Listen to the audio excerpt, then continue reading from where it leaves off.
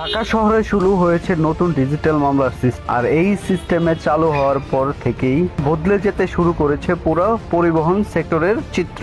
আগে যেখানে ট্রাফিক আইন অমান্য করেই অনেকে পার পেয়ে যেতেন, এখন সেখানে ক্যামেরায় ধরা পড়লেই সরাসরি চলে যাচ্ছেন ডিজিটাল মামলা। ফলে বাস, ট্রাক, লেগুনা, সিএনজি সব ধরনের যানবাহন ড্রাইভারদের মধ্যে বেড়েছে সতর্কতা। শুধু ড্রাইভারই নয়, পরিবহন মালিক পক্ষও অনেক পরিবর্তন হয়ে গেছে। হেলমেট ছাড়া চলাচল, সিগন্যাল ভাঙ্গা, উল্টা পথে গাড়ি চালানো কিংবা কাগজপত্রের সমস্যা সবকিছুই এখন নজরদারি আওতায়। ঢাকার বিভিন্ন গুরুত্বপূর্ণ সড়কের বসানো হয়েছে আধুনিক ক্যামেরা ও ডিজিটাল মনিটরিং সিস্টেম, যার কারণে মুহূর্তে শনাক্ত করা যাচ্ছে আইন ভঙ্গকারীদের। অনেক চালক বলছেন এখন আগের মতো আর সুযোগ নেই, তাই নিয়ম মেনেই গাড়ি চালাতে হচ্ছে।